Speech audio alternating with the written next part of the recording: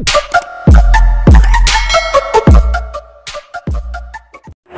mga master! Welcome back again to our channel. Panibagong araw, panibagong kabanata na naman ang pagsamasamayin natin ngayong araw na ito. At kung bago ka sa ating channel, pag-click ang subscribe button and hit the notification bell para updated kayo sa ating mga susunod na videos. So mga master, bago natin simulan ang ating kabanata ngayong araw na ito, huwag po sana natin skip yung ads mga master no, dahil malaking bagay na po yan sa ating munting channel. So simulan na natin kabanata ngayong araw na ito. Let's go! Kabanata 5781-5800. Kabanata 5781. Tulad ng kanyang tinig na sumigaw, biglang natagpuan ni na James at Zovian ang kanilang mga sarili sa isang malawak na mundo na may mga bundok, ilog, lupa, at karagatan. Ito ang hindi kilalang mundo na pinagsama ng libingan. Ang puwang ay kapansin-pansin. Panipi, namangha si James habang naramdaman niya ang mundong ito sa kanyang pagdating. Sa ilusyon ng mundo na nilikha ng libingan, kahit na ang isang tao sa kanyang antas ay hindi mapunit ang walang bisa. Ang mundong ito ay mas advanced kaysa sa puwang ng madilim na mundo. Ang mga kalaban ay nakita. Si Zovian ay tumingin sa malayo, at 10 nabubuhay na nilalang ang lumitaw. Kabilang sa mga ito ay 9 na lalaki at 1 babae, lahat ay lumilitaw na nasa kanilang 20s. Malaya nilang mababago ang kanilang mga paglitaw sa kanilang kaharian. Nakakakita lamang ng 2 kalaban, lahat ng 10 sa kanila ay hindi maiwasang tumawa. Kayo lang ang 2, nawala ba nila ang kanilang mga kaalyado? Sino ang mag-aalaga sa kanila? Nang makita sina James at Zovian, ang 10 nabubuhay na nilalang ay sumabog sa pagtawa. Ang isa sa kanila ay humakbang pasulong, nakasuot ng smirk, at sinabi, "Dalawang kabataan, saang Genesis World ka? Kilalanin ang iyong sarili. Siguro kilala ko ang iyong Panginoon, at magiging banayad ako kapag lumaban tayo mamaya." Sinulyapan ni Zovian ang 10 nabubuhay na nilalang at mahinahon na nagtanong, "Saan ka nagmula?" "Makinig ng mabuti. Kami ay nagmula sa mundo ng Mystara." Umiling-iling sina James at Zovian. Alam lamang nila ang 3,000 mahusay na mundo ng Genesis at hindi mabilang na mga micro-Genesis mundo, ngunit ang mga tiyak na pangalan ay hindi alam sa kanila. "Pumunta ka, o ako?" Sinulyapan ni Zovian si James. "Pumunta ka," sagot ni James. Nagtiwala siya sa mga kakayahan ng Zovian dahil pinagkadalubhasaan ni Zovian ang mga primitive na inskripsyon ng lahi ng tao sa madilim na mundo at bihasa sa mga primitive na inskripsyon ng maraming karera. Nilikha pa niya ang mga ipinagbabawal na inskripsyon upang maisil ang masamang Diyos na Zael. "Sige." Si Zovian ay pumalakpak sa kanyang mga kamao at hinaplos ang kanyang mga kamay. Sa kabila ng kanyang kaluluwa na si Genesis na mayroon pa ring pagalingin ng lubusan, tiwala siya sa pagharap sa 10 nabubuhay na nilalang sa unang ranggo ng Years 1. Kung hindi niya ito masiguro, walang kredito sa kanyang mga pag-angkin na maging nangungunang talento ng madilim na mundo. Nagpakita siya sa kalagitnaan ng hangin na may isang flash, ang kanyang mga kamay sa likuran ng kanyang likuran at ang kanyang puting balabal na dumadaloy ng kaaya-aya, na nagpapalabas ng isang hindi mailalarawan na kagandahan. "Huwag sabihin na hindi kita binigyan ng pagkakataon. Halika sa akin." Ang tinig ni Zovian ay may kumpiyansa na may kumpiyansa. "Mayroon kang isang nais na kamatayan." Panipi, ang isang galit na lalaki sa kabaligtaran ay lumukso sa hangin, na sabay na naglalabas ng isang malakas na aura. Sa isang iglap, isang longsword ang naging materyal sa kanyang kamay, at ang matibay na enerhiya ng Taybak ay bumagsak habang ang longsword ay nahayag. Ang enerhiya ng Taybak ay lumawak, na lumalawak para sa libo-libong metro sa isang instant at bumababa ng mabilis. Tumayo si Zovian sa kalagitnaan ng hangin, isang puting ilaw na bumubuo ng isang proteksyon na hadlang sa harap niya. Klang! Ang enerhiya ng Taybak ay tumama sa puting proteksyon na hadlang. Boom! Ang isang kulog na dagandong ay naganap habang ang enerhiya ng Taybak ay kumalas, nagkalat sa langit at lupa, na nagdurog ng maraming mga bundok at lupain. Ito ba? Si Zovian ay nanatiling binubuo, na nagsasabing, ang unang ranggo ng Years 1 mula sa labas W. Ang video na ito ay edited by Urban Storytelling. Kabanata 5782. Ang Years 1 unang ranggo ng buhay ng Mystara World ay hindi rin maaaring masira ang proteksyon ng Zovian matapos na mailabas ang kanilang buong lakas. Nagdilim ang mukha ng lalaki, at sumigaw siya, muli. Sa isang iglap, ang kanyang aura ay sumulong at nagpakita ng mga palatandaan ng pagsira sa pangalawang ranggo ng Years 1. Bagaman hindi pa niya naabot ang bagong kaharian, ang kanyang aura ay pumasok na sa unang yugto ng pangalawang ranggo ng Years 1. Ito ay nakakakuha ng kawili-wili ngayon, sabi ni Zovian na may ngiti sa kanyang mukha. Whoosh! Ang tao mula sa mundo ng Mystara ay gumawa kaagad ng paglipat. Siya ay casual na kumalas sa kanyang kamay, at ang buong mundo sa paligid niya ay nagpakita ng hindi mabilang na enerhiya ng Taybak. Ang enerhiya ng Taybak na crisscrossed sa hangin, na bumubuo ng isang mabisang pagbuo ng Taybak na kahawig ng isang higanteng orasan at nakapaloob sa Zovian. Sa isang kalagayan, ang mga mahiwagang tinig ay sumigaw, nakahawig ng pag-awit ng hindi mabilang na mga monghe o ang pag-ungol ng maraming mga multo. Ito ay nakakaaliw at nakakaakit. Ang welga na ito ay hindi may kakaila kakilakilabot. Gayunpaman, ang Zovian ay nanatiling binubuo. Break. Sa isang pag-iisip, maraming mga inskripsyon ang lumitaw sa kanyang kamay, nagtitipon at bumubuo ng isang longsword. Hawak ang longsword, lumipat si Zovian at direktang sinalakay ang pagbuo ng Taybak. Ang pagbuo ng Taybak ay nabagsak sa isang instant habang ang Taybak ay bumaba dito. Sa isang sulyap ng isang mata, lumitaw si Zovian sa harap ng Mystara World Powerhouse. Ang kanyang Taybak ay nasa leeg ng powerhouse. Ang kanyang bilis ay napakabilis na ang kalaban ay hindi maaaring gumanti sa oras. Ikaw, nang sa wakas ay nadarama ng lalaki, ang Taybak ni Zovian ay nasa leeg na. Ang mukha ng lalaki ay napuno ng pagkabigla, at hindi niya maiwasang may hayag, paano ito posible? Ngumiti si Zovian ng mahina at pinukpok ang kanyang Taybak. Habang pinapalo niya ito, itinaas niya ang kanyang kamay at naghatid ng isang welga ng palma sa dibdib ng lalaki. Ang lalaki ay ipinadala na lumilipad, at siya ay naglabas ng dugo. Pag-atake, nakikita ito, ang iba pang siyam na nabubuhay na nilalang ay hindi napigilan. Napalibutan nila agad ang Zovian. Malakas ang kanilang mga auras. Lahat sila ay ginamit ang kanilang buong lakas. Ang siyam na Years 1 ay unang ranggo ng buhay na mga nilalang na sinalakay ng sabay-sabay, habang si Zovian ay mukhang kalmado. Ang longsword sa kanyang kamay ay nagkalat, at pinakawalan niya ang isang malakas na suntok. Bagaman tila isang simpleng suntok, naglalaman ito ng walang katumbas na puwersa.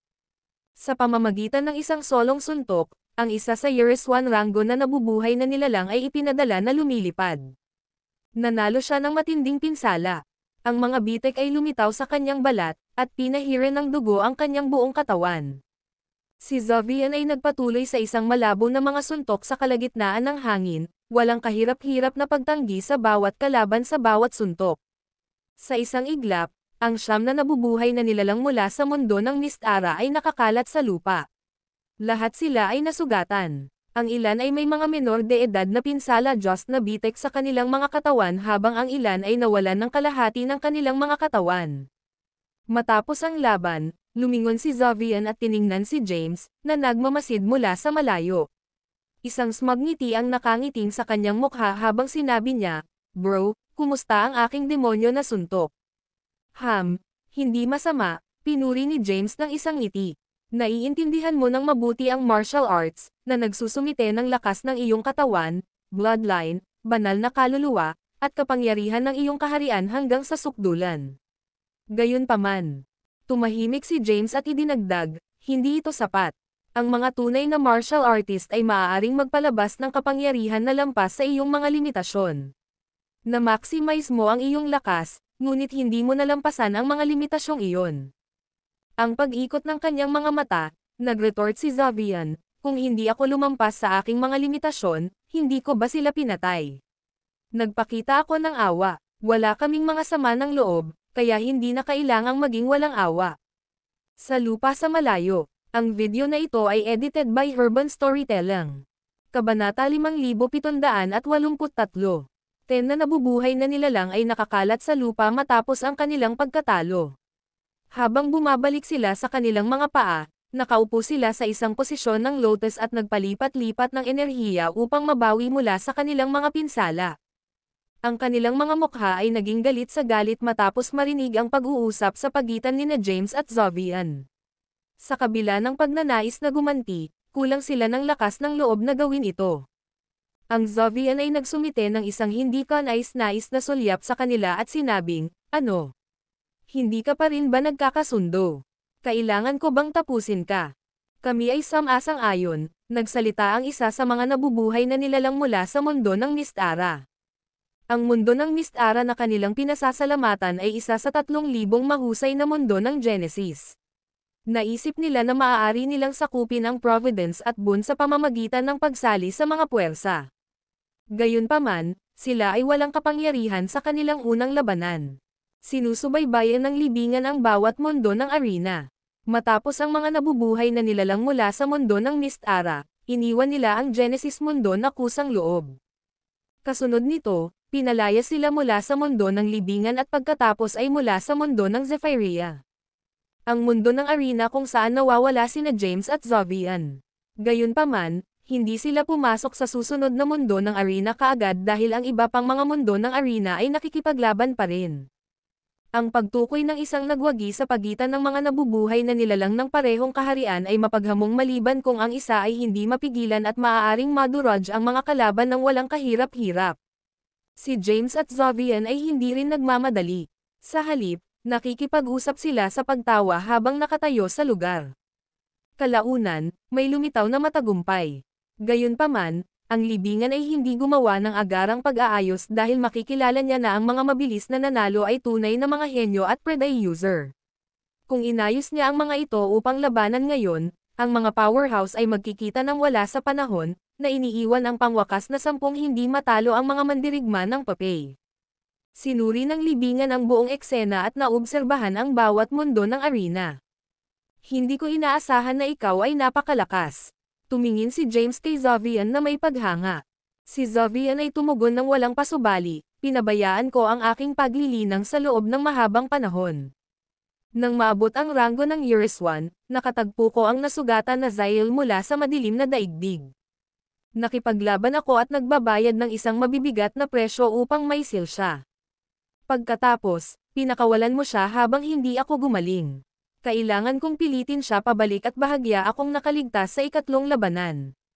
Ang aking kaluluwa na si Genesis ay hindi nakuhang muli, at ang aking lakas ay wala sa rurok nito nang bumalik si Zael. Kung ako ay nasa buong lakas ko, at kung pinagsama ko ang kapangyarihan ng Answer Alto ng madilim na daigdig, baka hindi ako mawala kay Seneca, na nasa ranggo ng pangatlong ranggo ng Euriswan." Panipi. Si Zovian ay tiwala sa kanyang mga kakayahan. Habang unti-unting nakabawi ang kanyang kaluluwa, bumalik din ang kanyang lakas. Bagaman hindi pa hanggang sa rurok nito, malapit ito. Tumingin siya kay James at tinanong, "Gaano ka katindi?" Si Zovian ay tunay na mausisa tungkol sa tunay na lakas ng labanan ni James. Gayunpaman, hindi niya ito alam ng malinaw. Alam lamang niya na si James ay nasa unang ranggo pa rin ng Euriswan ngunit walang kahirap-hirap na talunin si Zael sa ranggo na iyon. Ang base ng paglilinang ng Zael ay naibalik sa ranggo ng Euriswan ng ika-9 nang ipinahayag niya ang kanyang sarili. Gayunpaman, itinatag ni James ang kanyang nakaraang forma at hinaharap na form upang talunin siya. Ngayon, nawala si James sa kanyang nakaraan at hinaharap na mga form, ngunit ang kanyang sariling lakas ay mabisang. Si Zovian ay hindi sigurado tungkol sa kung paano nakakatakot ang kasalukuyang lakas ni James. Nahulog si James sa pagmumuni-muni. Pagkatapos ay sumagot, "Hindi ako sigurado. Kinakailangan ang isang labanan upang maunawaan ang aking lakas ng labanan at alamin kung paano ako nagbabayad laban sa mga powerhouse sa bawat yugto ng ranggo ng Euriswan." Nagchat sila at tumawa habang naghihintay ng hindi nagpapakita ng anumang pagkabalisa tungkol sa paparating na labanan. Ang mga laban sa mga powerhouse ay diretso sa pagpapasya ng tagumpay o pagkatalo, ngunit mahirap ang pagtukoy sa buhay at kamatayan. Habang ang Boone ni Franciscus ay tunay na nakakaakit, maraming mga nabubuhay na nilalang na hinahangad na makamit ito kahit sa harap ng kamatayan. Dahil dito, marami ang nakipaglaban sa kamatayan sa mga laban, na tumanggi na sumuko maliban kung nakilala nila ang kanilang pagkamatay sa labanan. Si James at Zovian ay naghintay ng mahabang panahon. Matapos ang 1,000 taon, sa wakas ay lumitaw sila sa susunod na mundo ng arena. Pagdating, nakita nila ang 10 nabubuhay na nilalang na malubhang nasugatan sa mundo ng arena. Mayroon silang hindi matatag na aures, at ang kanilang lakas ay maubos. Maliwanag, isinagawa nila ang kanilang mga sarili sa kanilang mga nakaraang laban, alinman sa pakikipaglaban sa kamatayan o pilitin ang kanilang mga kalaban na sumuko. Kinuha nila ang Holy Potion at umupo sa isang posisyon ng lotus upang paikot ang enerhiya para sa pagbawi. Sa pag-obserbo ng eksena, pinukpok ni Zovian ang kanyang kilay at sinabi, ang pagdadala sa kanila ngayon ay naramdaman na parang pagpili sa mga underdog, hindi ba? Ang video na ito ay edited by Urban Storytelling. Kabanata 5784, na nagbabantay sa 10 nasugatang buhay na nilalang, sinulyapan ni Zovian si James at sinabi ng may ngiti, ito ay isang sandali lamang na makitungo sa kanila, hindi ba?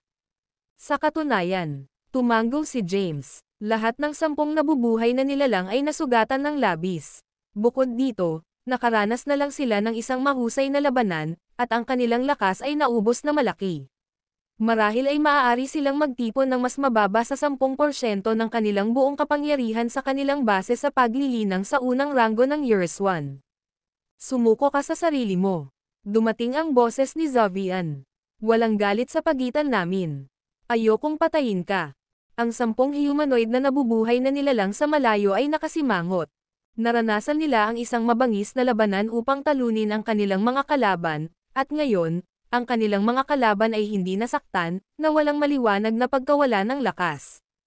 Nagtataka sila kung paano pinamunuan nina James at Zovian ang kanilang mga kalaban sa unang pag-ikot.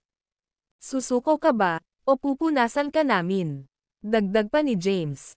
Imposibleng sumuko, nabuhay sila para sa hindi mabilang na edad na may isang layunin lamang, na kung saan ay upang ituloy ang mas mataas na realms at peak power. Gamit ang boon mismo sa harap nila, hindi nila maaaring isuko. Dahan-dahan silang tumayo, malakas na pag-activate ng natitirang kapangyarihan sa loob nila. Itakda ang porma sayon, ang isang nabubuhay na nagsalita. Kasunod nito, lahat sila ay lumipad sa kalangitan, na may hawak na mga longsword sa kanilang mga kamay. Ang mga longsword ay lumipad, nagko-convert, at nabuo ang isang mahiwagang pagbuo ng taybak sa kalagitnaan ng hangin. Lahat sila ay nagmula sa parehong mundo ng Genesis. Sa mundo ng labanan na ito, nabuo nila ang mga alyansa sa mga nabubuhay na nilalang mula sa kanilang sariling mundo ng Genesis. Maging ang mga henyo mula sa sinaunang mundo ng Genesis ay naghangad ng mga kaalyado na pamilyar sa kanila. 10 mga espada ang lumipat ng hindi sinasadya, ang bawat isa ay nagdadala ng isang mabigat na presyon. Kung sila ay nasa kanilang rurok, talagang kakailanganin ni Zovian ang ilang pagsisikap na harapin sila. Gayunpaman, maaari lamang silang magsagawa ng 10% ng kanilang lakas ng rurok sa kanilang kasalukuyang matinding pag-ubos ng kapangyarihan. Madali na masisira ni Zovian ang pagbuo ng taybak na ito. Sa isang pag-iisip, isang higanteng taybak ang materyal sa harap niya. Mabilis itong bumagsak patungo sa pagbuo ng taybak. Sa isang instant, ang higanteng taybak ay sumabog sa isang napakatalino na ilaw ng taybak, at ang ilaw ay nakarating sa pagbuo at agad na sinira ito. Ang 10 mga taybak na nakakalat sa lupa, at ang 10 nabubuhay na nilalang ay nahulog mula sa kalangitan, malupit na bumagsak sa lupa at hindi na muling bumangon. Ang isa sa mga nabubuhay na nilalang ay sinunog ang lahat sa loob niya. May posibilidad sa iyong mga pinsala, nakatatanda. Malinaw ko ang isang landas para sa iyo. Panipi. Ang pamumuhay na ito ay pinili na isakripisyo ang kanyang sarili sa pamamagitan ng pagsunog ng kanyang kaluluwa na Genesis at kakanyahan ng dugo upang lumikha ng isang pagkakataon para sa kanyang mga kasama upang sakupin ang buwan. Ang kanyang base sa paglilinang ay nasa rurok ng unang ranggo ng Years 1. Ngayon, ang kanyang maubos na kapangyarihan ay naibalik kaagad pagkatapos ng pagkasunog. Ang kanyang aura at lakas ay patuloy na tumataas. Sa sandaling ito, ang kanyang aura ay labis na labis. Mamatay. Ang ekspresyon ng lalaki ay naging mabangis at nakakatakot habang papalapit siya sa kanyang taybak. Kahit na bago maabot ang mga ito, ang enerhiya ng taybak ay bumaba na. Nakaharap sa malakas na aura at matapang na pamumuhay mula sa ibang mundo, si Zovian ay nangahas na hindi siya harapin ng direkta.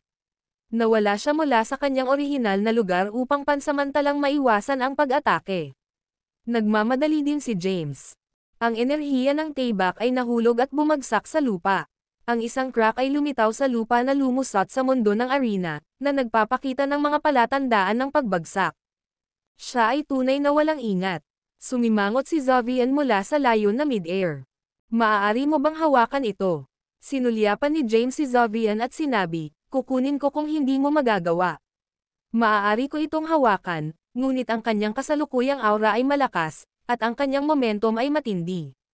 Hindi ko alam kung ilan pa ang mga labanan na kakailanganin nating tiisin. Panatilihin ang ating lakas sa pamamagitan ng pag-iwas sa kanya at hintayin na unti-unting maubos ang kanyang kapangyarihan. Panipi. Si Zovian ay talagang may lakas upang harapin ang kalaban. Ang video na ito ay edited by Urban Storytelling. Kabanata 5785. Gaano? Ang paggawa nito ay makakakuha din ng maraming lakas. Nagsimula na ang labanan. Kailangan nilang mapangalagaan ang kanilang enerhiya upang maabot ang wakas. Malinaw na tumanggo si James. Ang pangangatuwiran ni Zovian ay tunog. Hindi nila alam kung gaano karaming mga kalaban ang kanilang haharapin sa ibang pagkakataon, at mayroon pa ring 10 papel na mandirigma at isang tunay na mandirigma. Kailangang maging mapagpasensya sila upang makuha ang mana ni Francistes. Mula sa malayo, ang buhay na mula sa ibang mundo ay sinisingil muli sa kanila. Ang kanyang aura ay labis na naabot ang rurok ng pangalawang ranggo ng Years 1.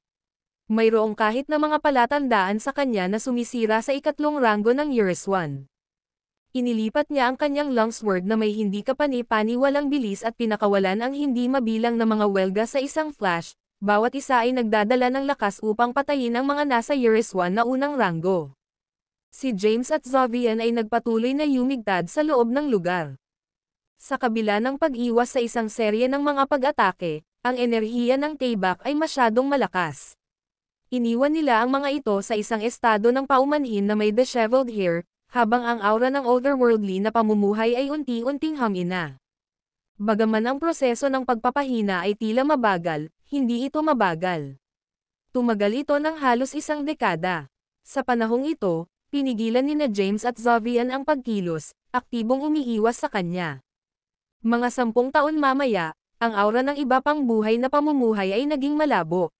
Sa puntong ito, naabot na niya ang pagtatapos ng kanyang lakas.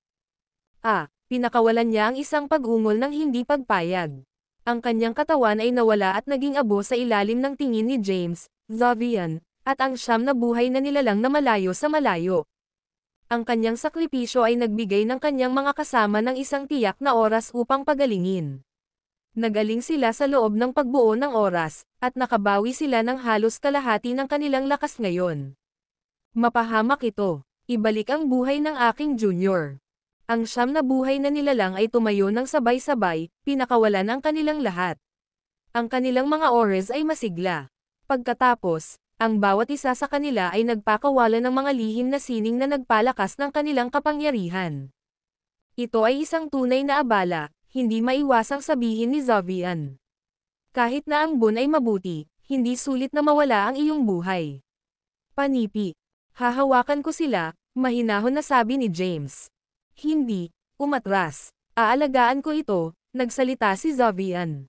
Tumayo siya sa walang bisa at ganap na isinaaktibo ang kanyang kapangyarihan. Ang dugo ay pinakuluang sa loob niya, na lumiligid sa kanyang mga meridian, at ang kanyang aura ay sumulong sa rurok nito. Ang 9 na powerhouse na sisingilan mula sa malayo. Si Zovian ay tumayo sa walang bisa kasama ang kanyang mga kamao na clenched. Bagaman parang hindi siya lumipat, ang lahat ng kanyang lakas ay nagtipon sa kanyang mga kamao. Demon Bane Punch. Sinaktan niya ang isang suntok. Sa sandali ng suntok, ang kanyang katawan ay tila nahati sa 9, sabay na umaatake sa 9 na buhay na nilalang. Lumitaw ito na parang ang kanyang bilis ay umabot sa matinding, na naghahatid ng 9 na suntok sa parehong instant. Kaagad pagkatapos, ang kanyang katawan ay bumalik sa orihinal na lugar nito. Ang 9 na mga katawan ng buhay na nilalang ay sumabog, na nagiging ambon ng dugo na lumulutang sa hangin. Si Zovian ay hindi isang maaway na karakter. Kahit na nagbigay siya ng babala, hindi siya magpapakita ng awa kung ang mga walang kamali-mali na buhay na nilalang na ito ay humingi ng kamatayan. Pinatay niya ang siyam na powerhouse mula sa ibang mundo na may isang solong suntok.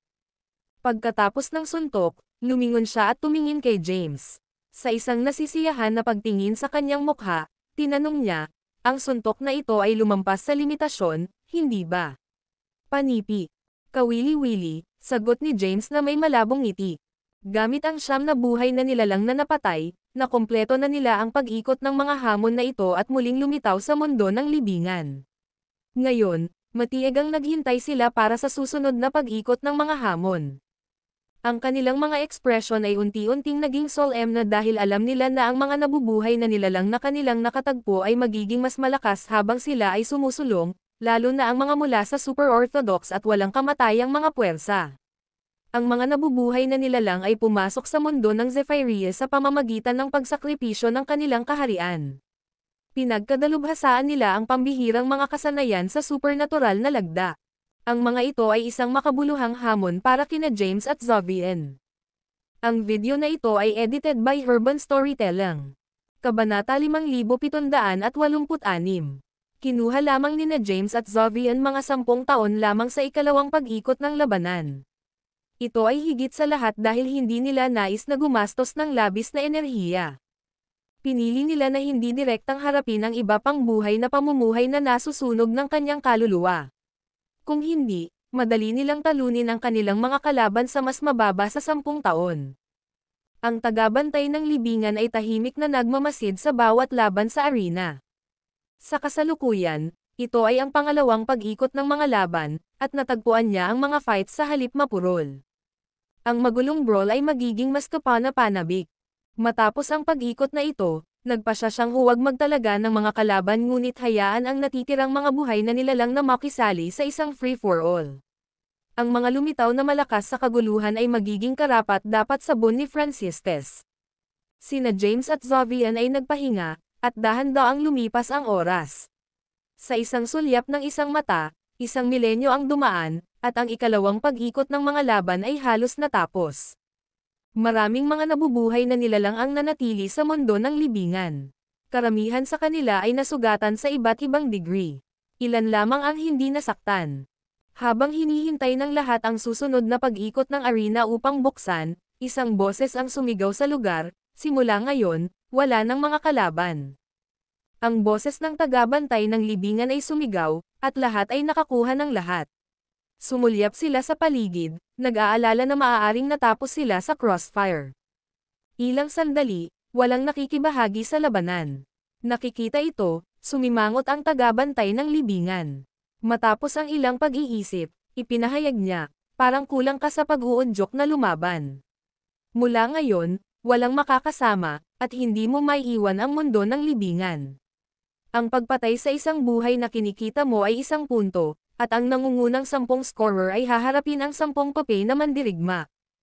Ang tagabantay ng libingan ay bumubuo ng mga patakaran habang siya ay sumama, binabago ang mga ito ng maraming beses sa loob ng isang maikling span. Perpekto. Hindi maiwasang tumawa si Zovian.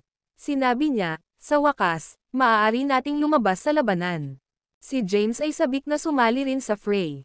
Hindi pa siya gumawa ng isang paglipat hanggang ngayon at inaasahan na subukan ang kanyang lakas laban sa iba pang mga powerhouse mula sa mundo ng Genesis sa parehong kaharian sa kanya. Tumingin si Zovian at sinabi ni James at sinabi, tingnan natin kung sino ang maaaring puntos ng higit pang mga puntos. Si James ay nag-chok, kahit na ano, hindi mo ako malalampasan. Sigurado ka ba tungkol doon? Si Zovian ay nag-retort ng may kumpiyansa, alam mo ang alam ko. Ngunit alam ko ang mga bagay na hindi mo. Mayroon ka bang porma sayon? Sinulyapan ni James si Zovian. Maliban sa pagbuo, naitama ni Zovian. Boom! Ang nakakatakot na pagbabago-bago ng labanan ay nagsimula na sa malayo. Hayaan mo, sabi ni James. Target ang mga nasugatan at ang mga may kaunting lakas na naiwan. Nawala si James mula sa lugar sa sandaling siya ay nagsalita. Sa susunod na sandali, lumitaw siya bago ang isang nasugatan na koponan.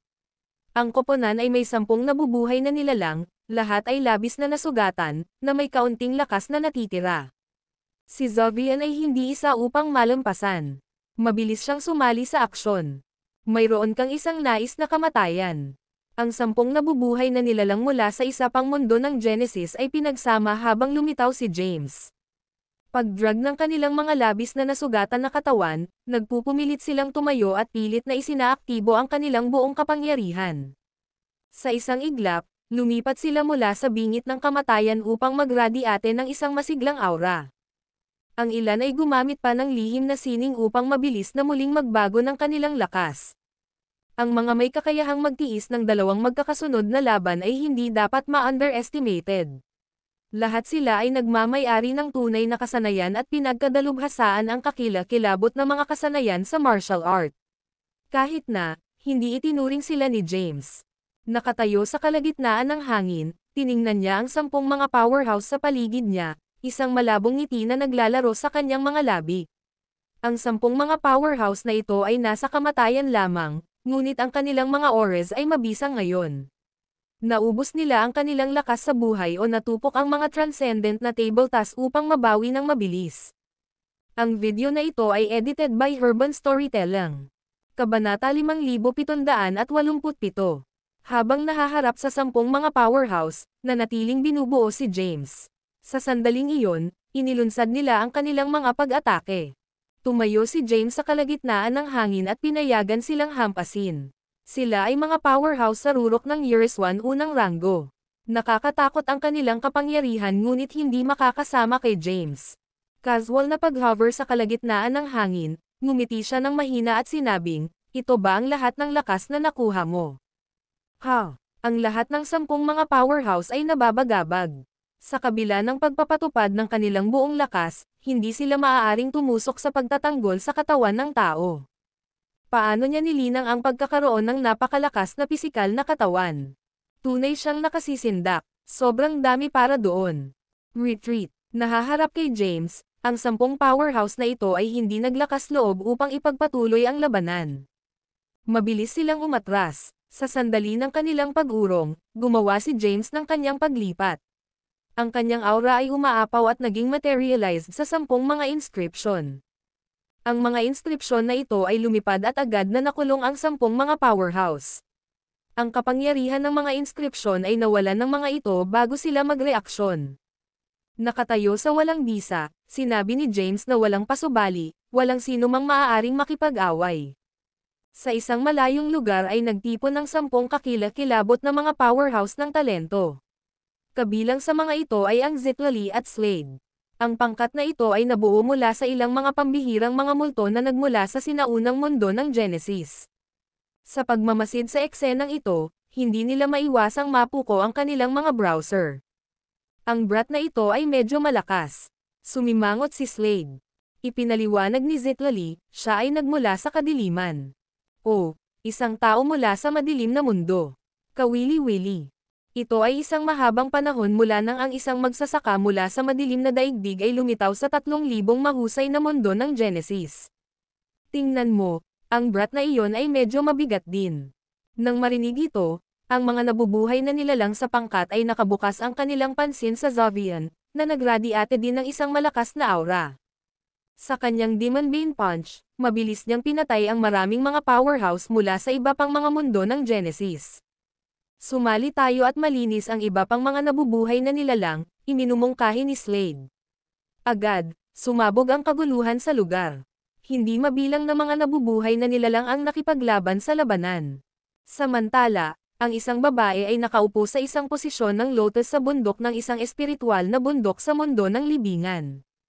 Nakasuot sa isang pulang damit, isang malabong pulang ilaw ang nakapaligid sa kanya, na nakakubli sa kanyang mga tampok at nagbubunyag lamang ng isang hindi malinaw na balangkas ng kanyang mga tampok sa mukha.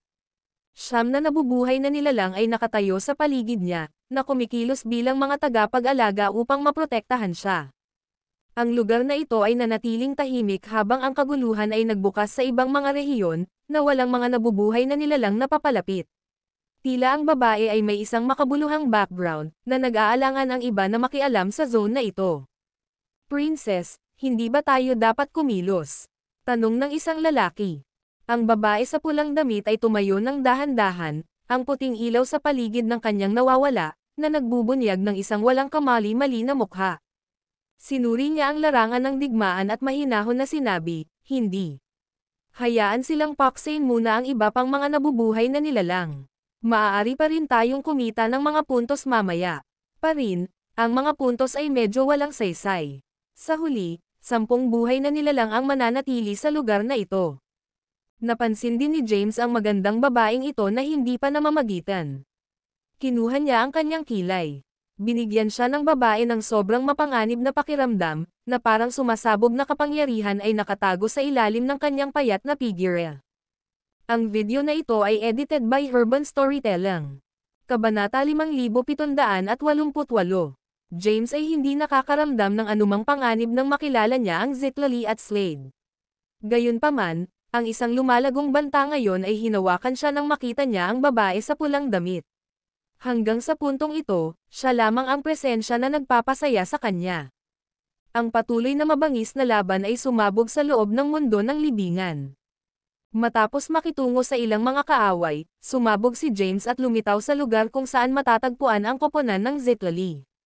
9 na nabubuhay na nilalang sa koponan ang nanunood ng labanan, at ang isa sa kanila ay humarap laban sa isang koponan ng 10 nabubuhay na nilalang. Sa sandaling lumitaw si James, ang lahat ng 9 na buhay na nilalang, kabilang ang Zitlali at Slade, ay nagbabantay, ang kanilang mga mata ay naayos sa kanya. Ngumiti si James, tinanggal ang kanyang kapangyarihan, at sinabing, walang masamang hangarin. Ayaw kong makisali sa iyo ngayon. Narito lang ako upang makipag-chat. Huminga sila ng isang buntong hininga habang binawi ni James ang kanyang aura. Sinulyapan ni Zitlali si James at tinanong, ano ang mali? Mayroon bang isang bagay sa iyong isip? Panipi. Sino siya? Itinuro ni James ang babae sa pulang damit sa isang espiritual na bundok sa malayo. Habang ang mga nabubuhay na nilalang ay tumitig sa direksyon na iyon, ang kanilang mga ekspresyon ay naging seryoso sa pag-iwas sa babae. Siya ay isang masasamang, sagot ni Slade. Sa kabila ng pagkakaroon ng isang base ng paglilinang sa ranggo ng Yuriswan Zelm at pagiging isang pagkakaroon na namuno sa isang panahon, nadama niya ang pag-iingat sa babaeng ito sa pulang damit. Dagdag pa ni Zitlali, ang princess ng dinastiyang Beleriand. Panipi. Naging interesado si James. Sa sinaunang mundo ng Genesis, maraming makapangyarihang orthodox at sekta ang umiiral, ngunit pagdating sa pinakamalakas, ang dinastiya ng Beleriand ay walang alinlangan sa nangungunang 3. Ang babaeng iyon ay ang prinsesa ng dinastiya ng Beleriand, at ang kanyang ama ay ang hari, paliwanag ni Zitlali. Ang kanyang base sa paglilinang ay nasa unang ranggo ng Yuriswan, ngunit ang kanyang aktwal na kapangyarihan ng labanan ay labis na nakasisindak. Siya ay masyadong malakas, higit sa mga talento ng parehong henerasyon. Maraming mga nabubuhay na nilalang ang lubos na nagsalita sa kanya. Si James ay may magaspang na pag-unawa sa babaeng ito. At sino yon? Tumingin ulit si James sa malayo. Isang tao ang nakaupo sa isang posisyon ng lotus sa gilid ng larangan ng digmaan. Ang mga mystical inscription ay nakapaligid sa kanyang katawan, at ang kanyang aura ay napakalakas. Ang tao ay nagmumuni-muni ng walang mga nabubuhay na nilalang na nakakaabala sa kanya. Makikita na siya rin ay isang top-tier genius powerhouse sa 3,000 mahusay na mundo ng Genesis. Kung hindi siya sikat, ang iba pang mga nabubuhay na nilalang ay hindi papayagan siyang magnilay sa larangan ng digmaan. Huwag mo siyang masaktan. Nakita ni Zitlali ang taong ito at binalaan, hindi siya mas mahina kaysa sa prinsesa ng Beleriand Dynasty. Gusto ni James na magtanong pa, ngunit natahimik si Zitlali matapos siyang magsalita. Ang koponan na kanilang sinimulan ay sinimulan ang pag-atake ng ilang mga nabubuhay na nilalang sa malayo. Sinuri ni James ang buong larangan ng digmaan, na nagbulang-bulungan sa kanyang sarili, napakaraming mga gumagawa ng saysay. Hindi nakakagulat na ito ang 3,000 mahusay na mundo ng Genesis. Ang labanan na ito ay nakakakuha ng kawili-wili. Naging mas nasasabik si James sa labanan na ito. Matapos sumali sa laban at pagpatay sa ilang mga kalaban, pansamantalang tumigil siya upang obserbahan ang lakas ng mga nabubuhay na nilalang sa larangan ng digmaan.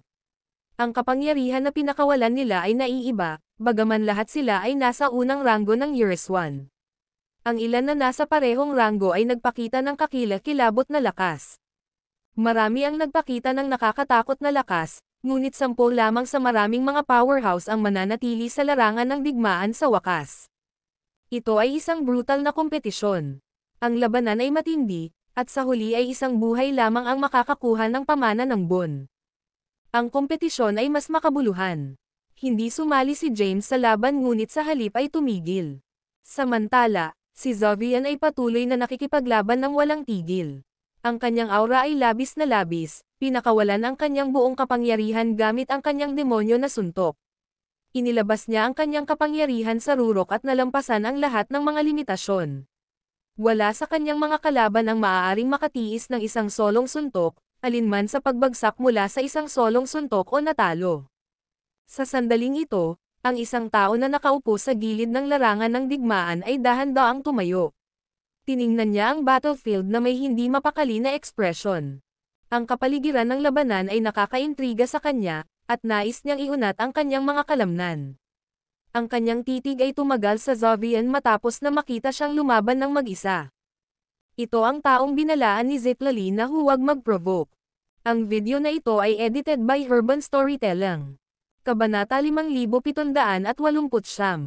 Ang tao ay nakatuon sa Zovian. Ang kanyang figure ay flickered, at lumitaw siya sa harap ng Zovian sa susunod na sandali. Ang Zovian ay hindi sinasadyang huminto matapos maramdaman ang isang malakas na aura. Tiningnan niya ang taong lumitaw sa harap niya. Ang lalaki ay tumingin sa paligid ng 30, nakasuot ng isang kulay abo na balabal, na may dumadaloy na itim na buhok na nagbigay ng isang hindi mailalarawan na kagandahan. "Malakas ka," sabi niya sa isang malabong tinig. "Ang pamamaraan na aking nililinang ay lubos na natatangi. Hindi ko maipakita kaagad ang aking buong kapangyarihan. Kailangan kong magpainit ng dahan-dahan at bumuo ng momentum sa labanan." Ang tao ay nagpalawak ng kanyang kamay at gumawa ng isang kilos ng paanyaya. Naakit niya ang pansin sa sandaling gumawa siya ng paglipat. Maraming mga powerhouse sa battlefield ang tumigil. Gumagawa siya ng paglipat, malapit na niyang itayo ang kanyang momentum.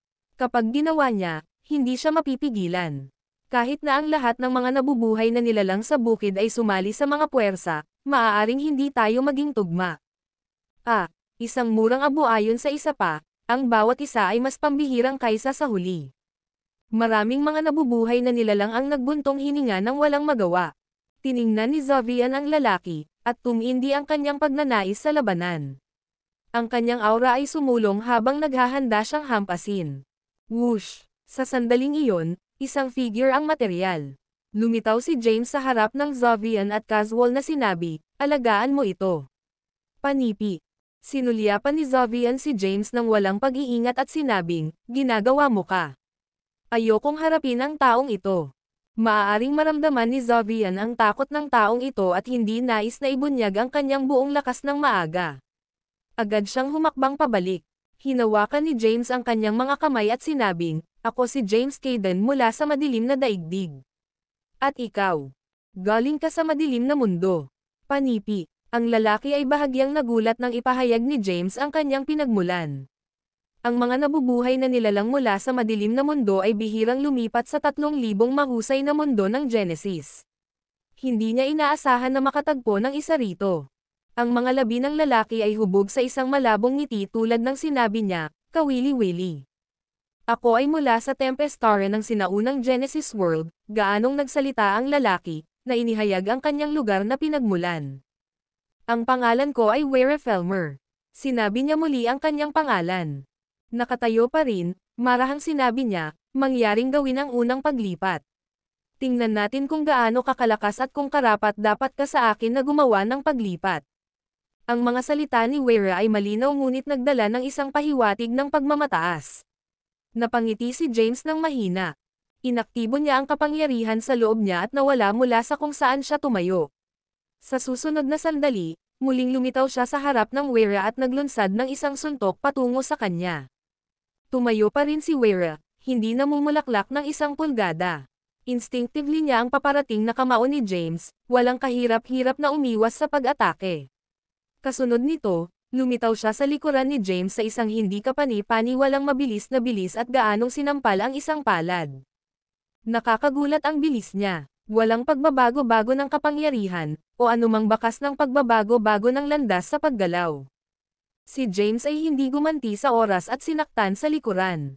Bagaman hindi siya nasugatan, ang napakalaking puwersa ay nagpadala sa kanya ng pag-crash, at ang kanyang katawan ay nahulog ng malaki sa lupa. Boom! Ang lupa ay agad na basag na bukas at nabuo ang isang rift. Ang katawan ni James ay bumagsak sa crack sa lupa. Swoosh! Isang nakasisilaw na ilaw ang bumaril sa kalangitan mula sa mga lugar ng pagkasira sa lupa. Tumayo ulit si James sa mid-air. Ibinagsak niya ang kanyang mga kalamnan, tumaas ang kanyang espiritu ng pakikipaglaban, at sinabi niya, "Hindi masama, medyo may kasanayan ka. Halika sa akin muli." Ang video na ito ay edited by Urban Storytelling. Kabanata 5770. Whereas power ay labis na labis. Pinatok niya si James sa kalangitan na may kanyang pisikal na lakas. Gayunpaman, walang nasugatan si James, na lumilitaw lamang ng isang maliit na disheveled na may masalimuot na buhok. Muling lumitaw sa kalangitan, ang kanyang aura na masigla, sinabi ni James, "Kawili-wili." Ngumiti si Wera ng mahina at sumagot, "Karapat-dapat ka sa aking intervention." Sa sandaling iyon, sumalakay ulit siya. Nagpakita siya sa harap ni James agad at nagtapon ng isang suntok. Itinaas ni James ang kanyang kamay upang salubungin ito. Bumangga ang kanilang mga kamao. Boom! Dalawang nakakatakot na kapangyarihan ang nag-clash, at pareho sina James at Wera ay ipinadala na lumilipad. Matapos itapon, muli silang lumipad patungo sa bawat isa. Ang mga anino ay nag-flick sa kalagitnaan ng hangin, ang kanilang bilis ay umabot sa isang matinding. Maraming mga nabubuhay na nilalang sa libingan ng libingan na nakaramdam ng parehong bilis ni James at Wera at Zen, ngunit hindi nila mapigilan ang tulan ng lakad. Ang maaari nilang maunawaan ay mga after images na patuloy na magkakaugnay. Sa isang iglap, nag-clash sila ng daan-daang beses. Fist laban sa kamao, paa laban sa paa. Nakikibahagi sila sa isang buong lakas na paghaharap, paggamit ng kanilang pisikal na lakas, kapangyarihan ng dugo, kapangyarihan ng kaluluwa, at ang kapangyarihan ng kani-kanilang mga lupain. Ang bawat pag-aaway ay isang buong pagpapalitan. Boom! Boom! Boom! Ang walang bisa ay patuloy na nabasag at nabuo ang mga rift. Dalawang figure ang mabilis na flickered sa mga rifts. Ang labanan sa mundo ng libingan ay pansamantalang huminto sa maraming mga mahuhusay na powerhouse na napanood ang labanan. Ang reputasyon ni Wera ay masyadong makabuluhan. Bihira siyang gumawa ng isang paglipat sa mahabang taon na ang nakaraan. Ito ay pagbagsak sa lupa sa tuwing ginagawa niya. Nais nilang makita kung gaano kalakas ang maalamat na taon na ito. Sa kalangitan, itinapon ni Wera ang mga suntok ng mabilis, na pinakawalan ang isang napakaraming mga ito sa isang instant. Gayunpaman, ang bawat suntok ay hindi nakuha dahil umiwas sa kanila si James. Si James ay nagpakita ng misteryoso sa likod ni Wera at tumpak na sinaktan ang kanyang likuran na may suntok. Ang kanyang katawan ay biglang yumoko, at siya ay malakas na ipinadala na lumilipad sa pamamagitan ng isang malakas na puwersa. Noong kalagitnaan ng flight, mabilis na pinamamahalaan ni James at lumitaw sa harap niya. Sa pamamagitan ng isang malakas na sipa, ang paa ni James ay nakarating sa kanya, na naging dahilan upang mabilis siyang bumaba mula sa kalangitan. Samantala, lumitaw si James sa ilalim niya ng mas mabilis na bilis.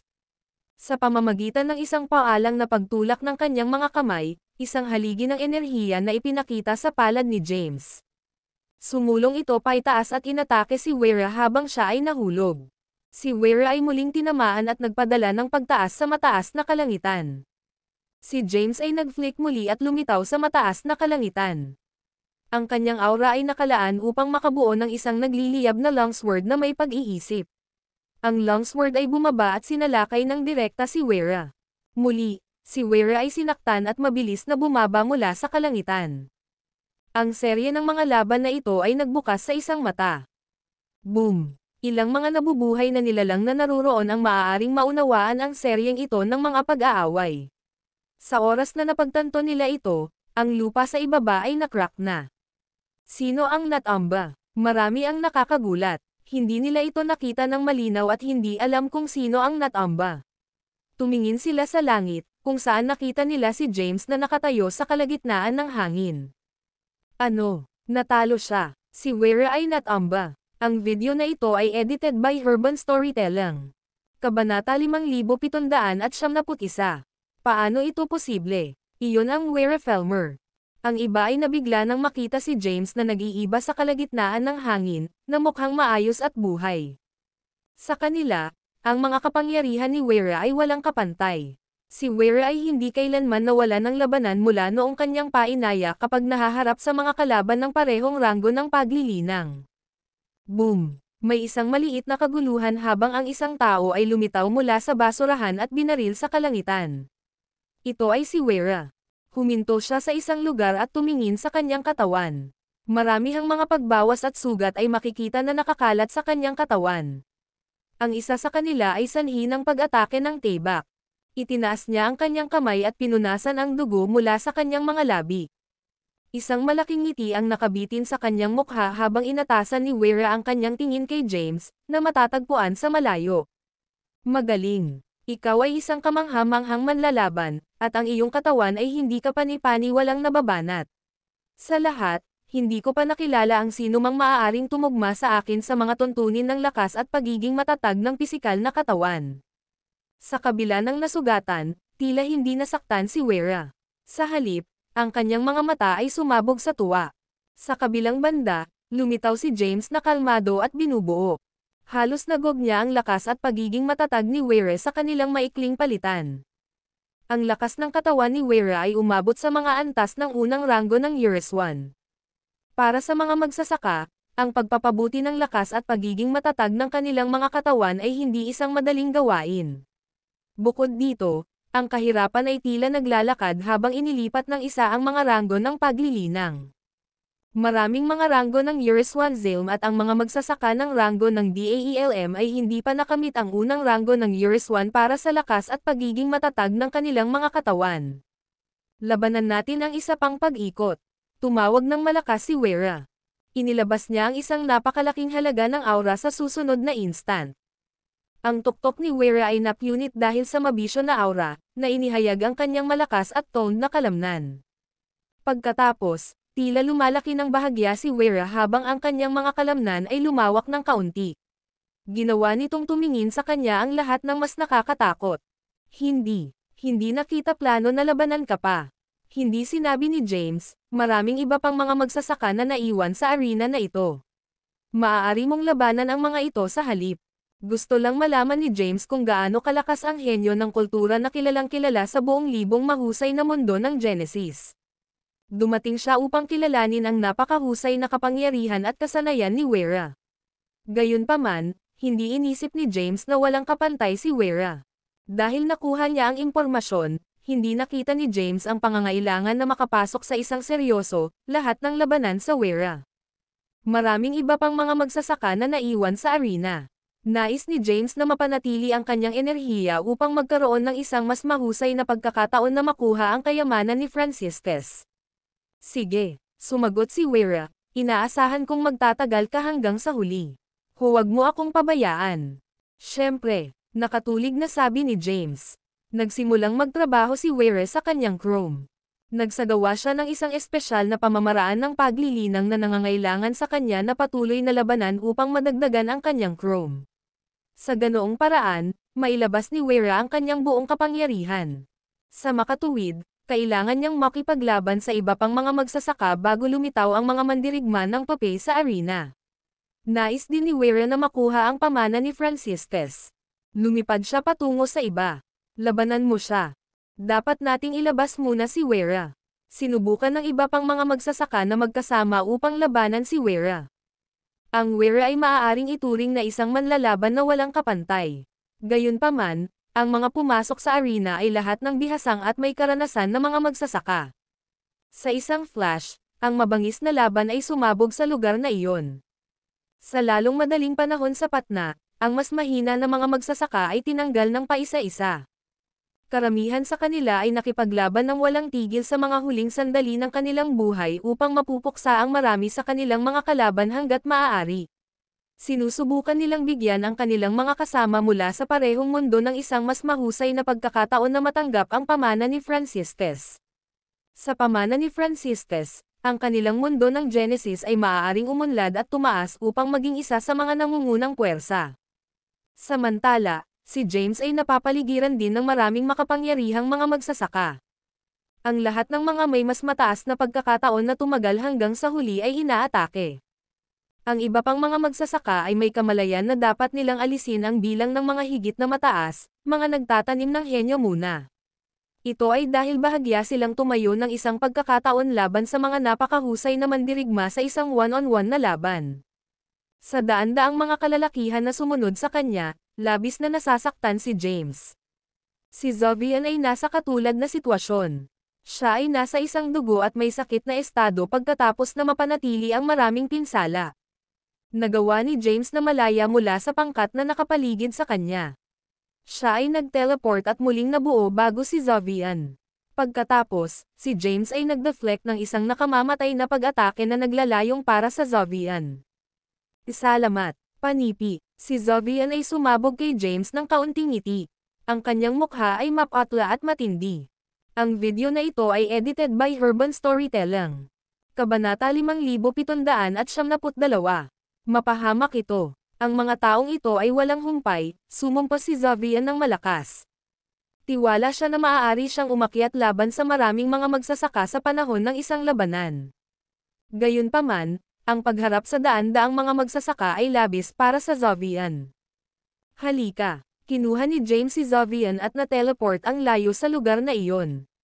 Nagpakita sila sa periphery ng larangan ng digmaan kung saan ito ay medyo tahimik at mapayapa. Dapat mo munang pagalingin ang iyong mga sugat. Mananatili ako rito at ilayo ang mga taong iyon. Nagpatuloy si James, ang labanan ay nagsimula pa lamang. Ang mga pinsala na ito ay hahawak sa iyo. Sige, sumang-ayon si Zovian sa opinyon ni James. Naglagay siya ng isang pagbuo ng oras sa paligid niya at nakatuon sa pagpapagaling ng kanyang mga pinsala ng sabay-sabay.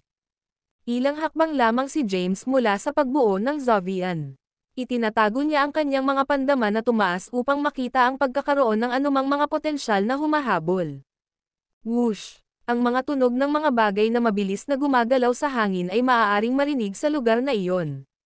Sa isang flash, isang pangkat na halos 300 mga magsasaka na nasa malayo.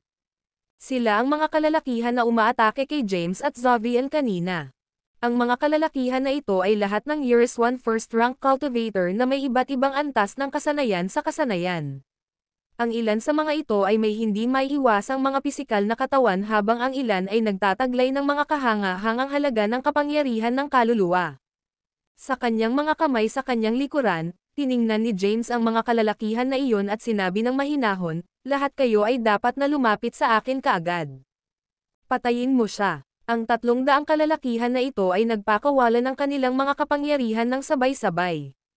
Ang bawat isa sa kanila ay gumamit ng kanilang pinakamahusay na mga kasanayan sa armas o pirma at itinuro ang kanilang mga pag-atake kay James. Sa likuran ni na James at Zovian ay tumayo ng isang matangkad na bundok. Ang lakas ng pag-atake ng 300 lalaki ay durog ang bundok halos agad. Maging ang Zovian ay bumaba sa lupa dahil sa napakalawak na presyon. Pinagsama ni James ang isang tibak na gawa sa hindi mabilang na mga inscription at mabulok ito sa direksyon ng kanyang mga kalaban. Ang enerhiya ng tibak na nabuo ay nagdala ng mga kapangyarihan ng lahat ng mga inscription ng Dark World. Gumawa ito ng isang malaking crack sa kalangitan at napatay ang karamihan sa mga kalaban ni James. Kahit na ang mga hindi nakatanggap ng isang direktang hit ay hindi makatiis sa mga panggigipit na nabuo ng pag-atake. Karamihan sa mga magsasaka ay tinanggal habang ang kanilang mga katawan ay sumabog at napunit. Sa loob ng ilang segundo, mas mababa sa 20 mga magsasaka sa labas ng orihinal na 300 tao ang naiwan sa larangan ng digmaan.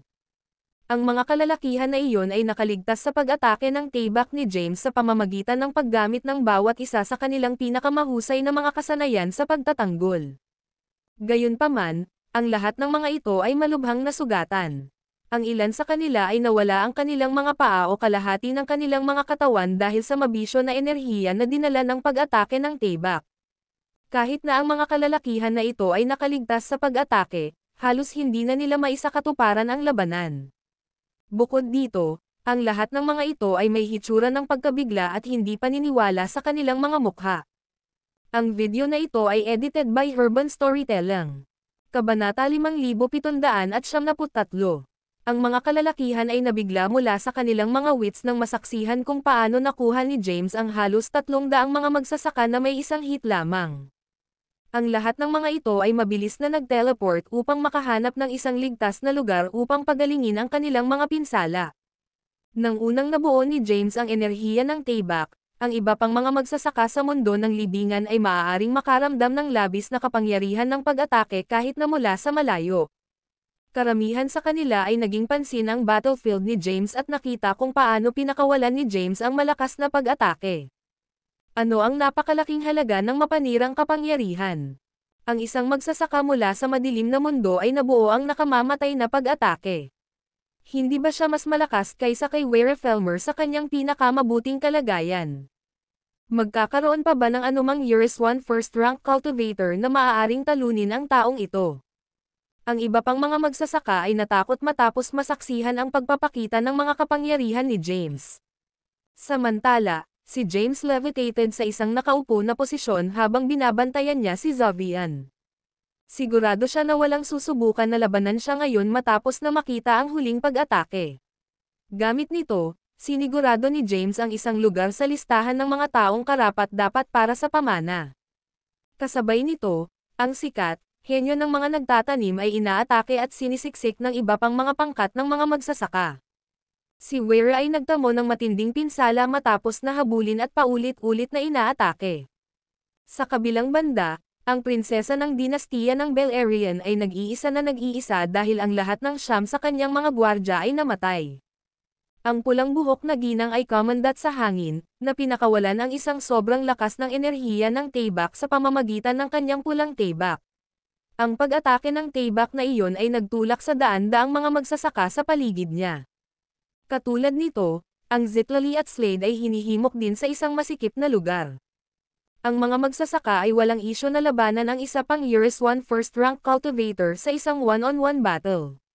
Gayunpaman, hindi na sila ngayon. Habang tumatagal ang oras, parami ng parami ang mga magsasaka ay napatay at tinanggal. Ang mga bakas ng pagkawasak ay makikita sa lahat ng dako sa mundo ng libingan. Kalaunan, sa paligid lamang ng 100 mga magsasaka ang naiwan sa mundo ng libingan. Ang mga kalalakihang ito na tumagal hanggang ngayon ay tunay na cream ng ani. Sa ilang mga punto, ang lahat ng mga magsasaka ay tumigil sa pakikipaglaban. Ang bawat isa sa kanila ay nais na pagalingin ang kanilang mga pinsala at muling magbago ng kanilang enerhiya. Splendid! Gaano kahanga-hanga! Isang boses ang bumagsak sa puwang noon. Ang libingan ay lumitaw sa kalangitan, kasama ang kabaong ni Franciscus. Umupo siya sa kabaong at humigop ng kanyang alak. Isang malaking ngiti ang nakabitin sa kanyang mukha. Hindi ko nakita ang gayong matinding laban sa mahabang panahon. Sa kasamaang palad, ang 10 papel na mandirigma ay lilito lamang kapag 10 tao lamang ang naiwan sa kaharian na ito. Marami pa sa iyo ang natitira ngayon.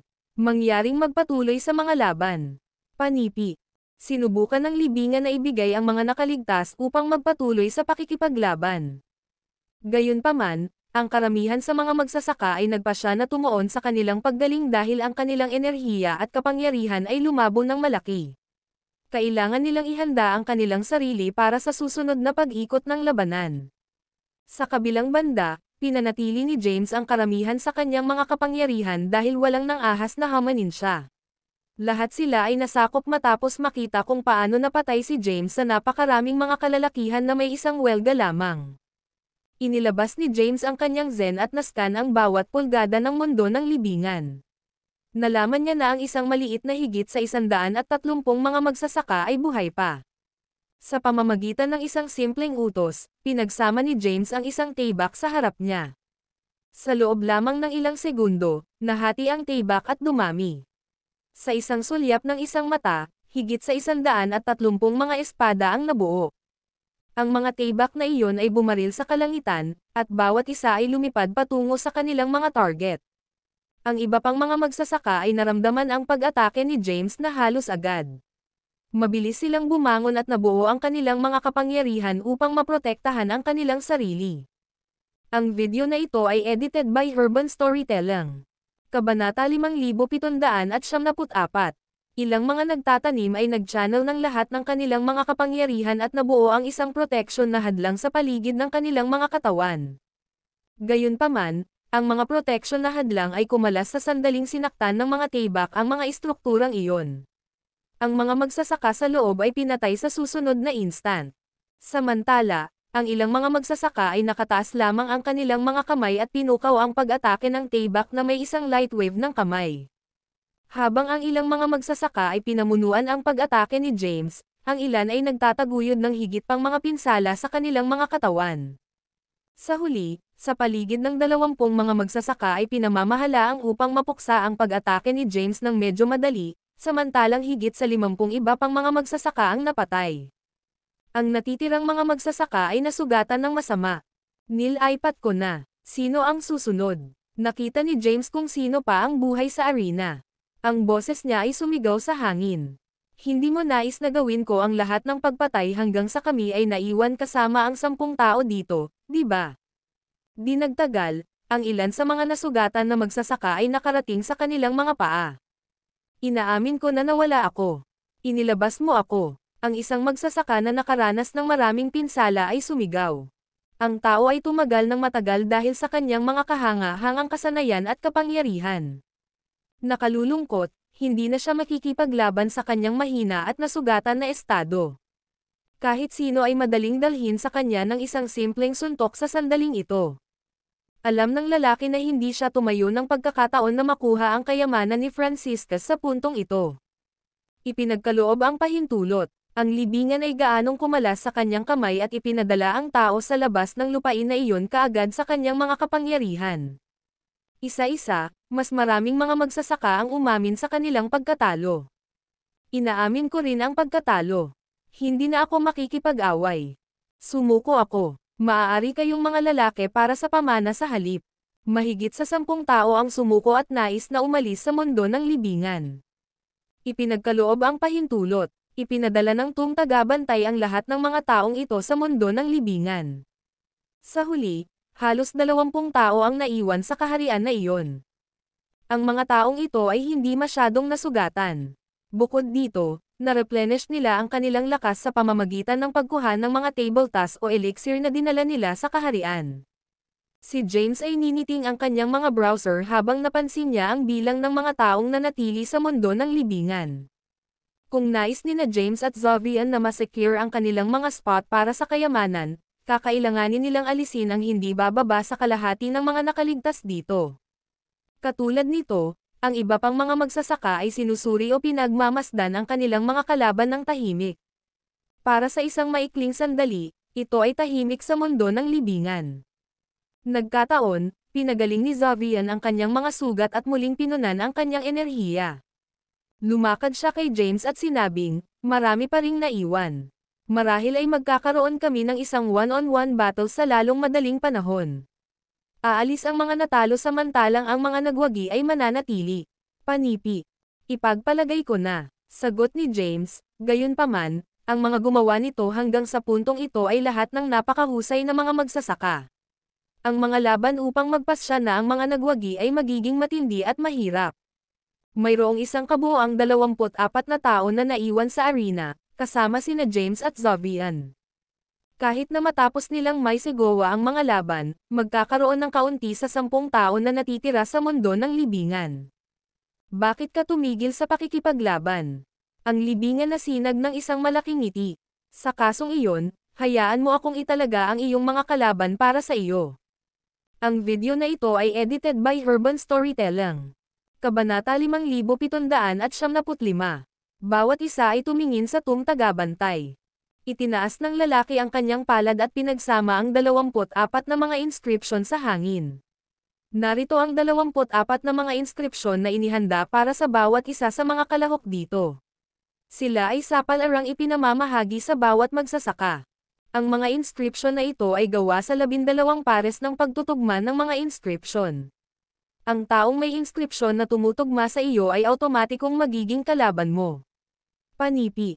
Sa sandaling natapos na ang pagpapaliwanag ng libingan, ang mga inskripsyon ay lumipad sa iba't ibang direksyon at dumating bago ang 24 na mga magsasaka. Lahat ay umabot at kinuha ang kanilang mga inskripsyon halos sabay-sabay. Ang isang mahiwagang enerhiya na naradiated mula sa mga inskripsyon at hinayla ang mga magsasaka na iyon. Sa isang mata ng isang mata, ang mga magsasaka ay na-teleport sa parehong lokasyon. Ang mga magsasaka ay nakatayo sa dalawang linya, na nakaharap sa bawat isa. Ang libingan ay lumitaw sa isang lugar sa pagitan ng dalawang linya ng mga tao. Pagkatapos lamang, ang mga inskripsyon na gaganapin sa bawat isa sa mga kamay ng mga magsasaka ay lumitaw ng isang malakas na enerhiya. Ang mga inskripsyon ay lumipad patungo sa kanilang pagtutugma ng pares sa susunod na instant. Nalaman ng mga magsasaka kung sino ang kanilang mga kalaban sa sandaling iyon. Bigla, ang lahat ng mga magsasaka ay nawala mula sa mundo ng libingan. Samantala, napansin ni James na siya ay na-teleport sa isang malawak na arena. Nakikita niya rin ang kanyang kalaban sa kabilang sulok ng arena. Ang kalaban ni James ay isang tao na tila nasa kanyang 30s. Ang lalaki ay nakasuot ng isang kulay abo na balabal, at ang kanyang buhok ay hindi nasaktan. Walang anuman ang mga sugat sa katawan ng lalaki kahit na ang lalaki ay lumilitaw na mukha. Para sa isang maikling sandali, ang lalaki ay kumalas sa kanyang mga browser nang makita niya si James. Gayunpaman, ang ekspresyon sa kanyang mukha sa lalong madaling panahon ay nagbago sa isa sa nasusunog na sigasig. Ang tao ay may kamalayan sa pinagmulan at kakayahan ni James. Gayunpaman, hindi siya natatakot kay James. Sa halip, ang lalaki ay sabik na labanan si James. Sa kabilang banda, nakatingin din si James sa lalaki. Dahil marahil ay kailangan nilang harapin ang higit pang mga laban pagkatapos nito, nais ni James na makuha ito ng mabilis hanggat maaari. Ang tao sa gray na balabal ay nagpakilala sa kanyang sarili. Ang pangalan ko ay Jerome Wilton. Ikaw. James Caden. Binigyan ng kaunting tumango si James. Maaari kang magsimula muna. Gesture sa kanya ni Jerome. Sa isang flash, si James ay nagkakasundo ng hindi mabilang na mga inskripsyon sa harap niya. Ang mga inskripsyon na iyon ay tumaas sa hangin at pinagsama upang makabuo ng isang masalimuot na porma sayon. Sakop ng porma sayon ang buong lugar ng arena. Naramdaman ni Jerome ang isang hindi pangkaraniwang enerhiya sa sandaling lumitaw ang pagbuo sa itaas niya. Siya ay may isang mabangis na pagtingin sa kanyang mga mata nang napansin niya kung paano siya halos hindi makagalaw dahil sa mga epekto ng pagbuo. Ang pressure na nagmula sa pagbuo ay naging sanhi sa kanya na nahihirapan sa paghinga. Ang mga mata ni Jerome ay nakabulok sa kakilakilabot at hindi paniniwala. Paano ito posible? Si Jerome ay hindi pa pinalo minsan mula nang siya ay pumasok sa unang ranggo ng Years 1. Kapag sinubukan niyang makabuo ng kanyang mga kapangyarihan upang malaya mula sa pagbuo ni James, natanto ni Jerome na ang kanyang mga pagsisikap ay walang silbi. Ang mga kapangyarihan ng pagbuo ni James ay labis na labis. Bukod dito, naramdaman ni Jerome na ang kanyang katawan at kaluluwa ay dahan-daang dinurog ng napakalawak na presyon. Sa sandaling iyon, sa wakas ay kinilala niya ang pagkakaiba sa kapangyarihan at kasanayan sa pagitan niya at ni James. Sumuko ako. Si Jerome ay nawalan ng kalooban upang labanan. Isang malabong ngiti ang sumalampak sa mukha ni James nang marinig niya ang mga salita ni Jerome. Tinanggal niya kaagad ang pagbuo.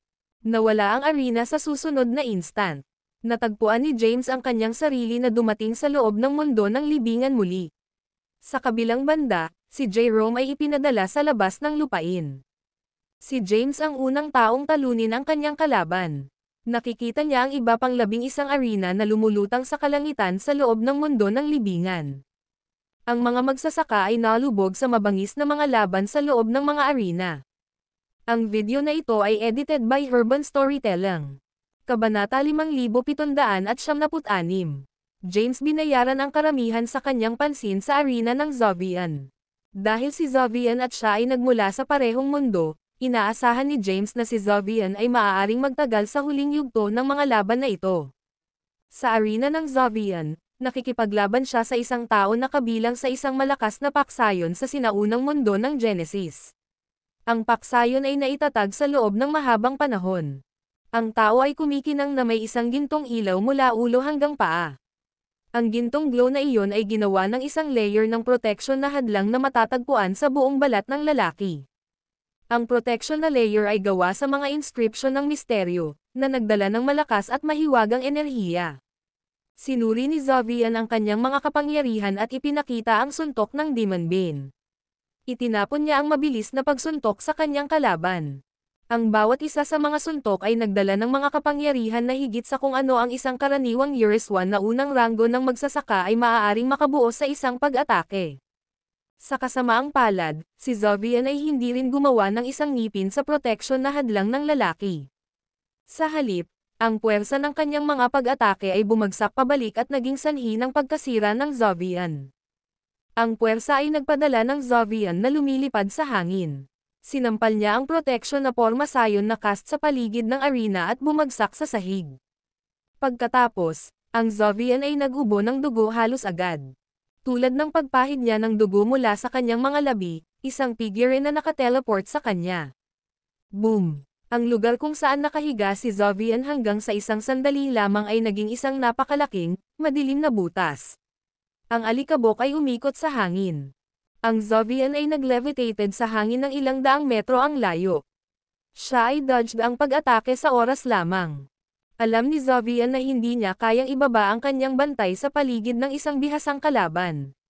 Pinagsama niya ang isang tayback na ginawa mula sa mga primitive na inskripsyon ng iba't ibang karera mula sa madilim na daigdig. Hinigpitan niya ang pagkakahawak niya sa hawakan ng tayback at nag-teleport patungo sa lalaki. Sa sandaling muling sumulpat si Zovian sa harap ng kanyang kalaban, binibigyan niya ng mabigat ang kanyang tayback sa lalaki. Boom! Ang puwersa na nabuo ng enerhiya ng tayback ay nagdulot ng iba't ibang antas ng pinsala sa arena. Kasabay nito, si Zovian ay pinamamahalaang upang masira ang gintong protection na hadlang. Bagaman ang tao ay may kamangha-manghang mga kapangyarihan at kasanayan, ang kanyang katawan ay sa kasamaang palad ay hindi masyadong nababanat.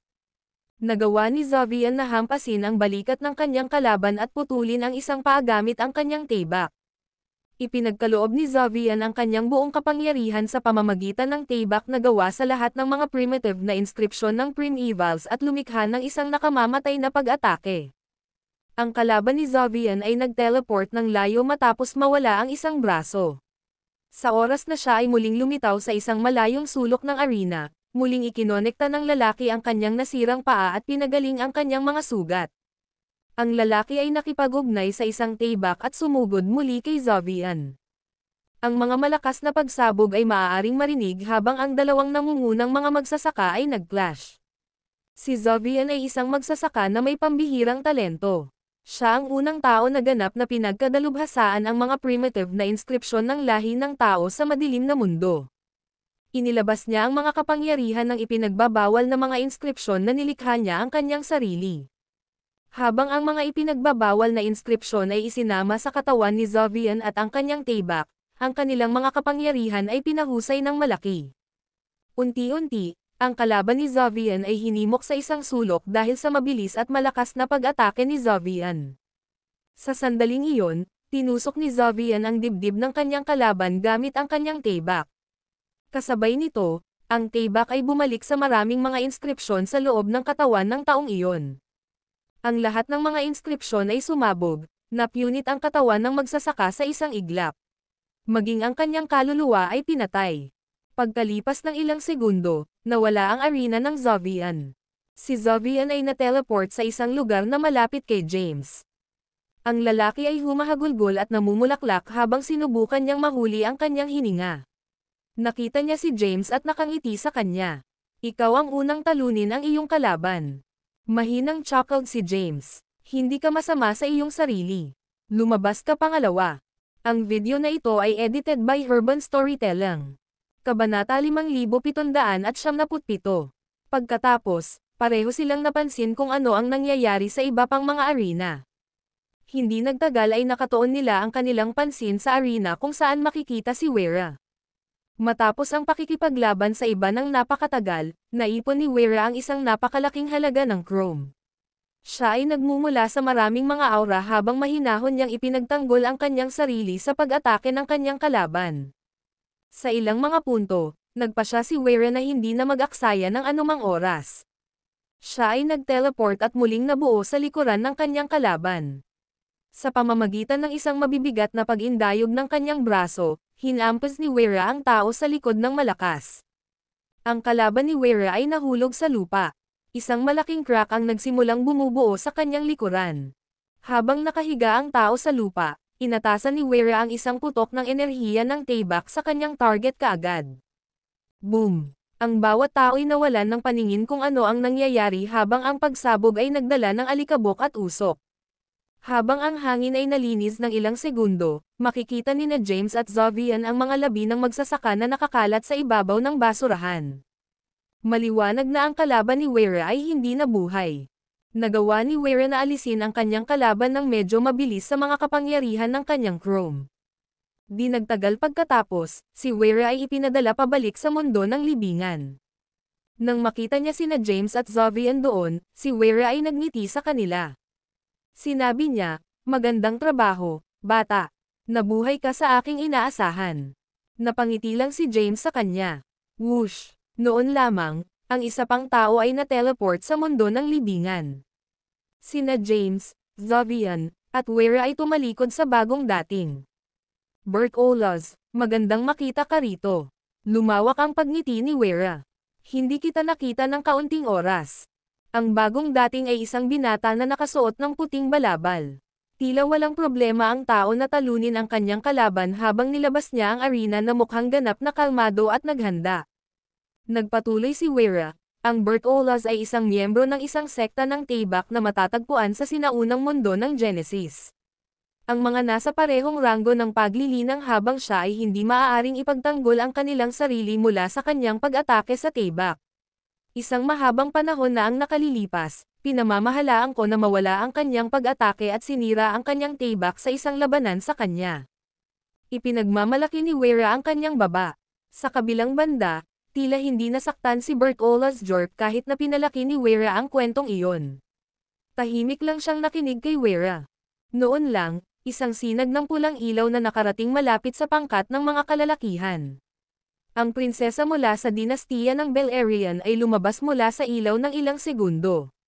Binati siya ni Weira, matagal na hindi nakikita, Princess Lumia. Mukha kang maganda tulad ng dati. Si Lumia Sorrenten ay nagtapon sa kanya ng isang sulyap.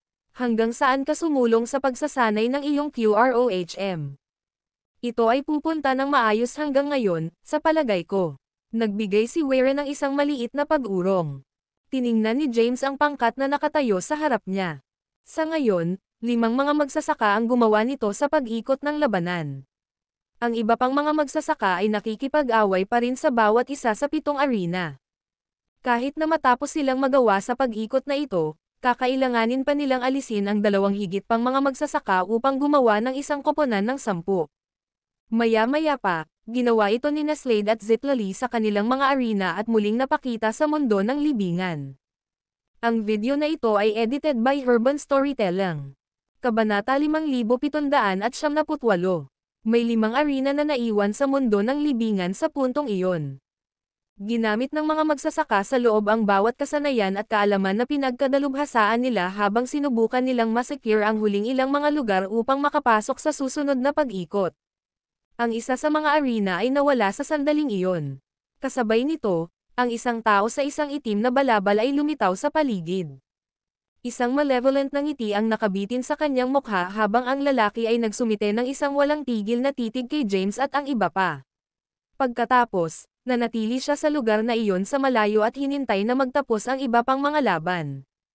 Ang taong iyon ay hindi ordinaryong magsasaka. Tiningnan ni Weira si James at sinabing, ang kanyang mga kapangyarihan ay hindi nagkakamali. Ang taong iyon ay kabilang sa isang masamang samahan na Sam Iris sa maraming kilalang paksayon sa nakaraan. Nagpatuloy si Weira, ang pangkat na iyon ay tinawag na sekta ng Gersente. Ito ay isa sa pinakamalakas na puwersa sa lahat ng 3,000 mahusay na mundo ng Genesis. Kahit na ang mga sinaunang, kagalang-galang na mga paksayon ay hindi nang ahas na tumawid sa mga miyembro ng sekta ng Gersente. Panipi. Hindi interesado si James sa impormasyong ito. Alam niya na ang mga tao na maaaring tumagal sa yugtong ito ng mga laban ay pambihirang mga magsasaka. Samantala, si Zovian, na nag-use sa tungkol sa background ng iba pang mga magsasaka, ay nagsimulang magtanong kay Wera ng higit pang mga katanungan. Habang nagpapatuloy ang oras, ang bilang ng mga arena ay unti-unting nabawasan. Sa huli, ang lahat ng mga laban ay natapos at 12 nagwagi ay nanatili. Ayon sa naunang anunsyo ng Team Tagabantay, lilito lamang ang Puppet Warriors kapag may kabuuang 10 tao na naiwan sa mundo ng libingan. Matapos paksain ang mga mandirigma ng Papay, ang isang tunay na mandirigma ng Papay ay lilito upang hamanin ang mga magsasaka. Bagaman ang natitirang 10 mga magsasaka ay maaaring magtulungan upang talunin ang mga mandirigma ng Papay, gayunpaman sila ay mga kakompetensya. Pagkatapos ng lahat, isang tao lamang ang maaaring makatanggap ng pamana ni Francisca sa huli. Sa ngayon, ang mga 12 magsasaka ay lahat ay tumitingin sa libingan habang hinihintay nila ang susunod na anunsyo. Iiwan ko ito sa inyong lahat upang magpasya. Ngumiti ang libingan. Patayin ang isa pang 2 magsasaka at ang mga mandirigma ng Papay ay lilito. Sa pamamagitan ng paraan, ang tumrik ay pinaalalahanan ng isang bagay. Sinabi ni Franciscus na ang iba't ibang mga kasanayan sa lagda ay nakatago sa mga katawan ng mga mandirigma ng Papay na ito. Maaari kang makakuha ng isang kasanayan sa lagda sa tuwing pinupuksa mo ang isang mandirigma ng Papay. Si Franciscus ay itinuturing na isang mahusay na magsasaka sa buong 3,000 mahusay na mundo ng Genesis. Ang kaalaman na naiwan niya ay hinahangad ng marami. Sa makatuwid, ang mga salita ng tagabantay ng libingan ay nag-udyok sa lahat ng mga magsasaka kahit na manatili at tatagal hanggat maaari sa kaharian na ito. Lahat ng mga ito ay may pagkakataon na makuha ang mga kasanayan sa lagda ng Franciscus kung maaari nilang gawin ito upang makapasok sa susunod na yugto. Sa isang flash, ang mga magsasaka ay kumalat at tumingin sa isa't isa ng warong. Sina James at Zovian ay nakatayo sa isang sulok na magkatabi. Inihatid ni Zovian ang kanyang tinig kay James. Sino sa palagay mo ang pinakamahina sa mga taong ito? Sumagot si James sa pamamagitan ng isang paghahatid ng boses, mahirap sabihin iyon. Lahat sila ay nasa pagkonsumo ng unang ranggo ng Years 1, at ipinakita nila ang mga kapangyarihan na mas malakas kaysa sa ranggo ng paglilinang na iyon. Sa palagay ko ang lahat ng mga ito ay medyo pantay na naitugma. Bakit hindi natin aalisin ang 2 magsasaka na may pinakamaraming pinsala? Iminungkahi ni Zovian. Wala silang clue kung gaano kalakas o bihasang ang mga mandirigma ng Papay.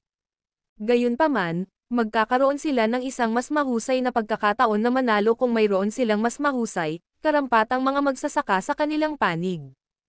Pagkatapos lamang, ang iba pang 10 mga magsasaka ay bumubuo ng isang linya, at lahat sila ay nagsimulang maglakad patungo kay James at Zovian. Tila lihim na naabot ng mga magsasaka ang isang kasunduan. Napansin ni na James at Zovian ang mga kalalakihan na lumapit. Dahan-dahan silang tumalikod.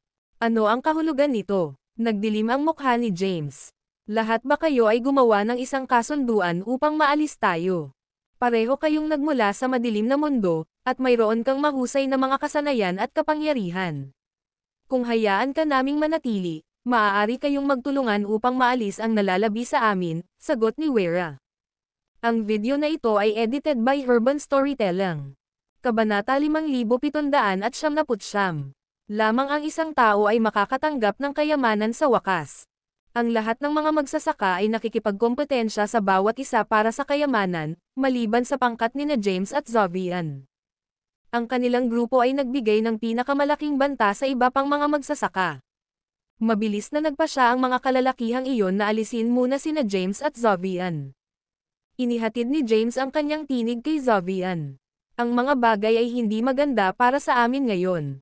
Hindi namin magagawang humawak laban sa 10 nangungunang antas ng mga magsasaka ng sabay-sabay.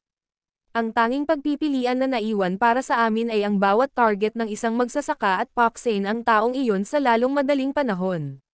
Panipi. Ang taong iyon sa asol na balabal ay tila malubhang na sugatan. Hahawakan ko ang taong iyon. Panipi.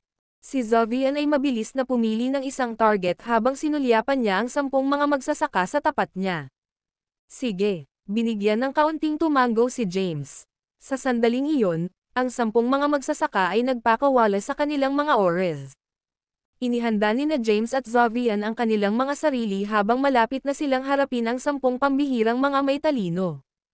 Inaktibo nila ang lahat ng kanilang mga kapangyarihan at naglabas ng labis na dami ng aura. Pagkatapos lamang, ang lahat ng 10 mga magsasaka ay nagmamadali patungo kay James at Zovian. Hindi mabilang na mga inscription ang lumitaw sa buong balat ni James. Sila ang mga inscription ng katawan ng obsidian.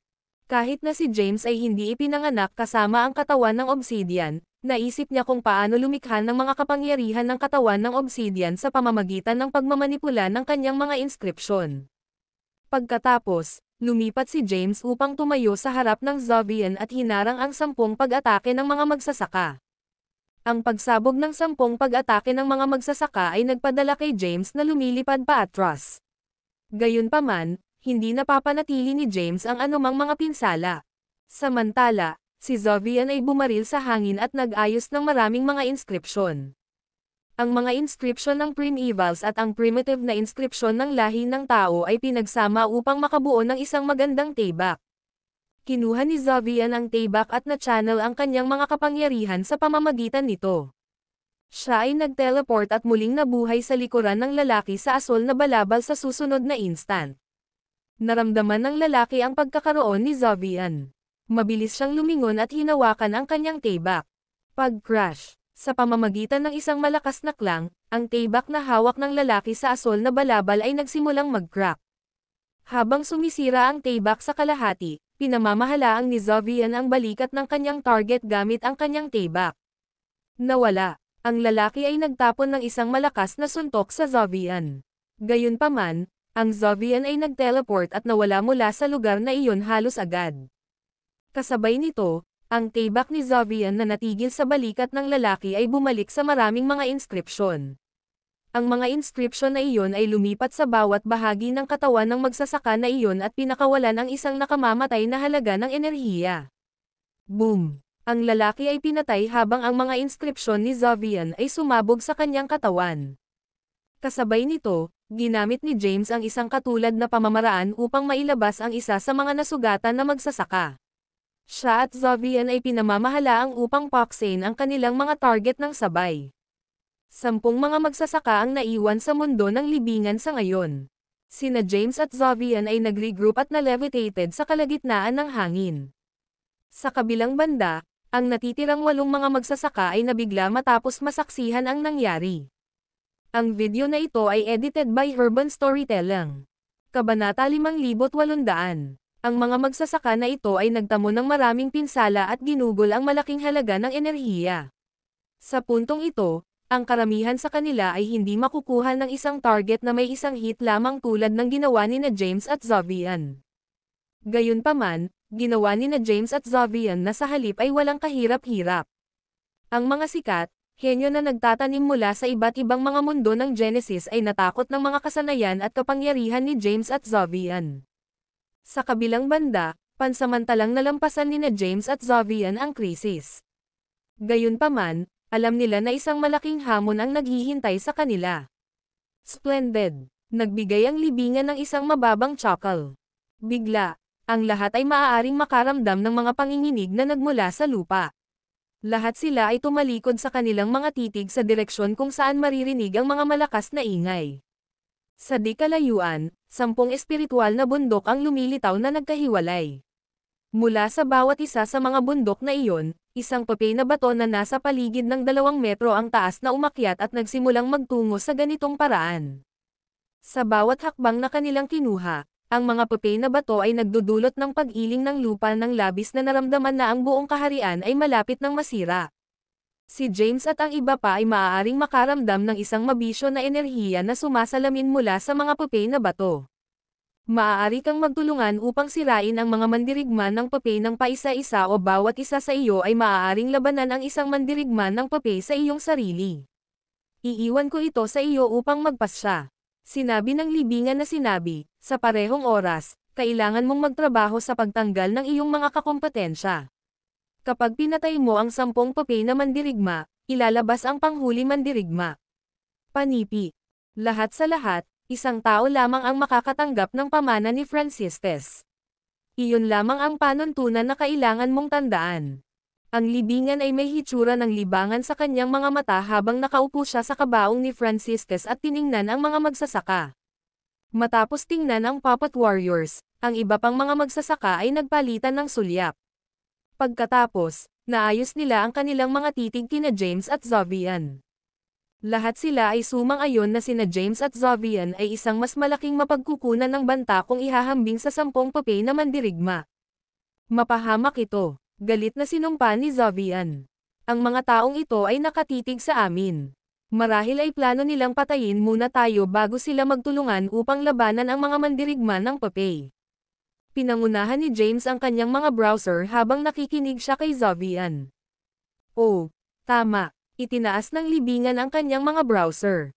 Sa iyong kasalukuyang mga kondisyon, hindi mo magagawang talunin ang mga mandirigma ng papel.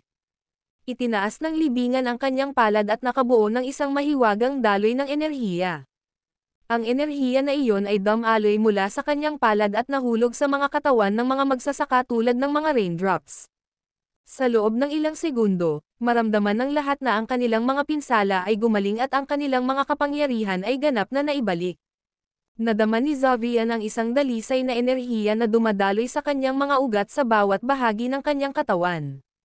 Maging ang kanyang nasirang kaluluwa na si Genesis ay gumaling. Malawak na ngumisi si Zovian. Hindi pa niya mailabas ang kanyang buong kapangyarihan dahil nasira ang kanyang kaluluwa. Bigla, nagsimulang tumawa si Zovian. Nakaramdam siya ng tiwala sa kanyang misyon ngayon na muling nakuha niya ang kanyang buong kapangyarihan. Nakita din ni James kung paano lumakas ang mga kapangyarihan ng Zovian. Tumigil sa pagtawa, bahagyang sumimangot si James. Gumawa sila ng isang pakete. Kailangan nating mag-isip ng isang paraan upang talunin sila. Nagkibit balikat si Zovian. Wala kaming pagpipilian kundi ang umakyat laban sa 4 na tao bawat isa. Sigurado ka bang mahawakan mo ang 4 na lalaki ng sabay? Tanong ni James. Umiling-iling si Zovian. Nope. Gayunpaman, maaari kong subukang panatilihing abala ang 4 sa kanila habang tinanggal mo ang iba pang 4. Kung gayon, kailangan mong magmadali at tulungan ako. Kahit na ang kanyang mga kapangyarihan ay pinahusay, si Zovian ay nahihirapan pa ring makipaglaban sa 4 na mga nagtatanim ng henyo ng sabay-sabay. Sige, subukan natin ang iyong plano. Tumango si James. Ikaw, at ikaw. Halika rito. Itinuro ni Zovian sa Wera, Lumia, miyembro ng sekta ng Jersente, at Slade. Nadama niya na ang mga taong ito ang pinakamalakas na magsasaka sa labas ng bungkos.